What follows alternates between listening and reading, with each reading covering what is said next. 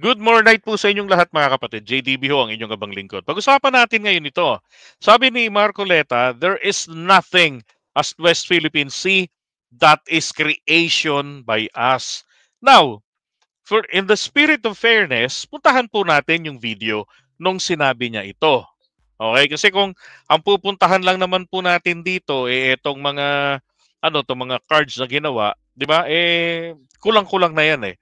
Kaya nga naman, may reaction din tuloy etong si Commodore J. Tariela. Sabi niya, hearing someone claim that the West Philippine Sea is merely a fabrication of the Philippine government is a disservice and an embarrassment to their entire party.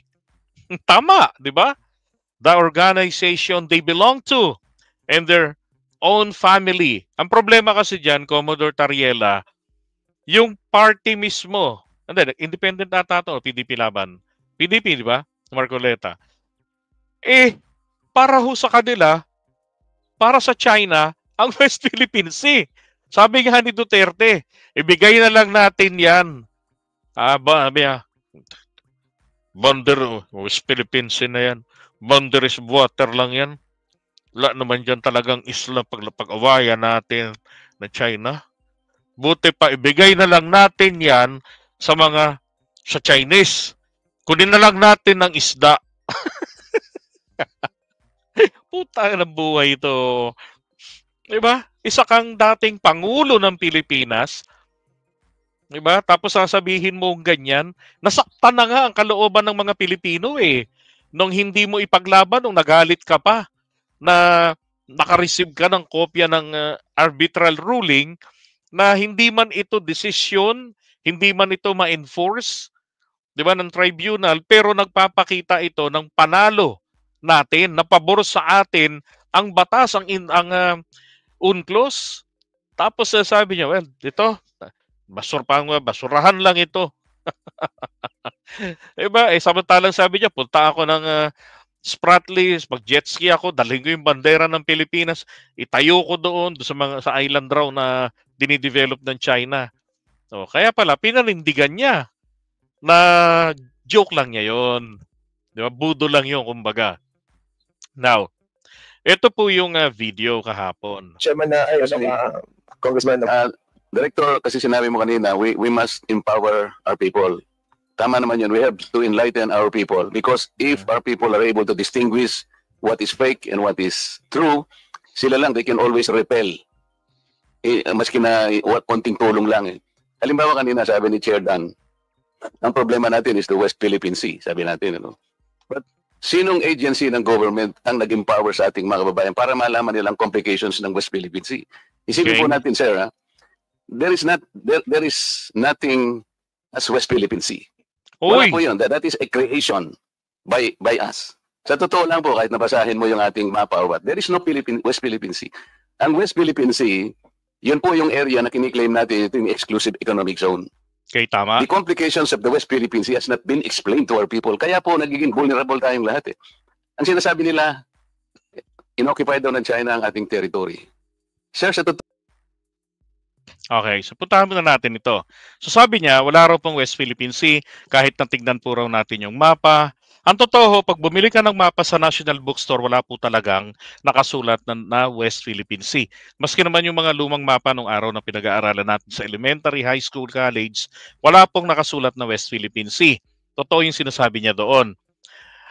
Ang binabanggit po rito kasi ni Marcoleta is the literal na West Philippine Sea na internationally na kilala na nung araw pa. Yun ang sinasabi niya na walang ganon. Okay? Pero ang sinasabi rin niya kung ano ang tinutukoy natin na West Philippine Sea. Alam niyo yung problema rito? Alam naman po ng mga Pilipino kung ano yung West Philippine Sea, ano yung WPS. Ang tagal na yang pinag-uusapan na ito ay ang ating exclusive economic zone na nakikita po natin dito ngayon sa mapa, yung may guhit na puti na yan. 200 nautical miles exclusive economic zone. However, in actual, dahil po katulad nitong si Taiwan, meron itong exclusive economic zone dito sa isla na to. Okay, so ito, island yan, suitable for habitation, merong fresh water, and therefore entitled yan sa 200 nautical miles exclusive economic zone. So, overlapping tayo sa kanila. Kaya ito, medyo lumiliit yan dito. Ganun yan. Depende lang kasi yan sa agreement. Pero ideally, ganito yung ating iised. Kung susundin yan. Okay? Pero pag may ka-overlapping, usap-usap na lang dapat yan. At yun po, ang problema sa China, ang layo-layo nila, ang iised nila, dito lang dapat. Diyan lang. Hindi nila dapat yan pinakikialaman. Kaya lang, noong 1947 kasi, doon nila ito sinimula na angkinin, imbento sila ng 11 dash line. Noong panahon na yan, ang gobyerno na nasa Taiwan, yan pa yung nandoon sa mainland ng China. Sila ang umimbento niyan. Oh. Ngayon, nung napatalsik sila sa pwesto, yung Kuomintang, sila Chiang Kai-shek, ito pong mga komunistang rebelde, no? Yung mga rebelde, sila na ang nagobyerno sa mainland. Inadapt nila yon.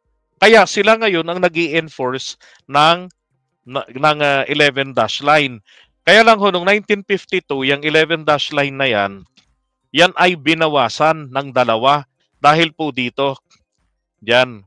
Ito yung Gulf of Tonkin, sa pagitan nila nitong Vietnam, nagkakasundo ang Vietnam at saka ang North Vietnam at saka ang China. So, give up nila, nag-usap na lang sila na paghatian na lang natin. Ito. Yan, yung party na yan, yung Gulf na yan. So, inalis ng China yung 2 guhit noong 1951. Kaya from there, naging 9 dash line. No? Na ang sinusukat na yan, ganito. Yan, halos lahat talaga yan, pati yung sa Indonesia, Indonesia Sabah na yan, tinawid nila yan. Yan, pag ganyan. Ngayon sa atin, dito, dinamay nila ngayon ng 2 guhit, dinali nila yung Taiwan. Kaya from 9, 11, 9, tapos ginawa na naman nila since last year na 11 dash line, including Taiwan na. No? Pero, again, meron po tayong basihan kung bakit po yan tinatawag. Sabi nga rito, ang basihan ng pagpapangalan ng West Philippine Sea, hindi lang administrative order, kundi ito ay nagmumula sa Batas ng Pilipinas at Batas Pandaigdig. Yung Republic Act 9522 at saka yung UNCLOS, yung United Nations Convention on the Law of the Seas, na taliwas sa sinasabi ni Marcoleta na tayo lamang po ang gumawa niyan. Actually, ito pong kasaysayan nito, bakit ito tinawag ni na Pinoy na ito ay West Philippine Sea, yung 200 nautical miles exclusive economic zone natin. Tinawag nilang ganyan yan kasi para po i-register nila ang pagtutol natin sa 9 dash line ng China. Okay? So kung ang China meron silang tinatawag na 9 dash line indicating their claim na yan ay teritoryo nila, tayo po, panahon ni Pinoy, sinabayan natin sila. Minarkahan natin ang tawag na West Philippine Sea, ang exclusive economic zone natin. Na kung saan provided po ng UNCLOS. Okay? So hindi po natin ito gawa-gawa lamang. O hindi po natin ginawa lang ito. Kasi po meron po naman talagang malinaw na basihan. Okay? Now, kung titignan, itong sinusuri ko tong kanyang ginawa, tong kanyang sinabi kagabi, ang dating po nito sa inyong abang lingkod, pinagaganda niya yung tono ni dating Pangulong Duterte na sinasabi na ito ay tawag dito, ipaubaya na lang sa China, kesyo wala naman tayong mapapala dyan, hindi naman yan entitled ng 200 nautical miles exclusive economic zone, hindi naman ito pwedeng i-claim bilang teritoryo. Kung hindi pala pwedeng i-claim bilang teritoryo, bakit ang China hindi mo sabihan na ito ay hindi pwedeng i-claim na teritoryo? Di ba dapat presidente ka, kaibigan mo si Xi, Dapat sabihan mo na, oops, merong UNCLOS. Niratify nyo rin ang UNCLOS. Ibig sabihin, nire-respeto nyo rin ang UNCLOS. At kayo ay, responsible kayo dapat na maging obedient kayo dyan sa provisions ng UNCLOS. Oh. Di ba? Kasi hindi ho talaga po pwedeng sabihin na etong kabuuan ng mga dagat dyan ay i-claim for territory kasi mga bato. Okay, mga bato sila. Hindi sila po pwedeng magkaroon ng 200 nautical mile exclusive economic zone. And besides, yan, pag sinabi, ang patakaran po dyan, pag sinabi mong iyo, this is mine, then you have to be there. Okay, dyan. Ngayon, ang nilamang natin sa kanilang mga claimants, pumasok yan sa exclusive economic zone natin. So, hindi lang po tayo doon sa you have to be there if you were claiming your mine, that's yours, then kailangan nandyan ka that you have to defend it. So tayo, meron tayo klase ng pagdepensa kung hindi na natin kaya sa lakas dahil pinahina tayo ng mga nakarang administrasyon, then meron po tayong malakas na basihan sa batas which is UNCLOS. Oh, nakagandahan nga, nirerespeto ng China ang UNCLOS. And apparently, kamalasan, ang pagrespeto nila dyan, ginagamit nila yan laban dun sa ibang bansa. So, ibig sabihin, kapag give up natin yan, yung hanggang dyan sa 11 dash line na guhit nila, kagaya ng kagustuhan ni dating Pangulong Duterte, i-insist po ng China, meron kaming exclusive economic zone. So, mangingisda din kami within the boundary of your 12 nautical miles, yung territorial waters ninyo. So, kumbaga ganito yon. Ang 12 nautical miles po natin ay dito. Okay, pag ganyan. Halos gilid na yan ng kanilang kiniklaim na 9 dash line. Oh, yan, gilid na yan halos. Diba? So, makakakita po tayo ng mga mangingisdang Chino dito po sa mga dalampasigan natin. Diyan. Yan, makakapangisda sila dyan. Dikit na sa atin mismo. Diba? Sa tabing dagat. Oh. Pag sinundan natin o sinunod ng gobyerno etong gusto ni dating Pangulong Duterte. Na ngayon, inaalingaw-ngaw na naman ito ni Marcoleta. Oh. Humanap ng tiyempo kagabi, dinaan dun sa hearing. Oh, na kesyo wala namang kasing nagpapaliwanag sa mga tao, kaya raw tayo nagiging vulnerable. Nagiging vulnerable saan? Sa fake news? Hindi kailanman magiging fake news ang pag-iit ng iyong karapatan. Lalo na't merong batas international na pinagbabatayan nito. Oh.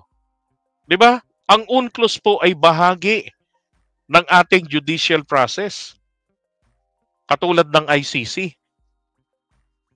'Di ba? Ay nako. Oh, ito pa yung kanyang napakagandang paliwanag. CICC and other agencies would cooperate with one another to empower our people, to educate them all. Wala pong madideceive kahit ano pang gawin ng China. Kasi alam po na we are all claimants dito po sa panig ng South China Sea. Several of us, Philippines. Sa paliwanag niya rito, pinahihina niya kasi kumbaga yung loob ng mga Pilipino. We are all claimants. Alam natin yung tunay na kwento dyan. Alam natin yung tunay na situation dyan. Ano yon? Di ba? I-respect natin yung ibang claimant, ganon. Ay nako, mali rito si Marcoleta eh. Okay, so iwan na po muna natin ito.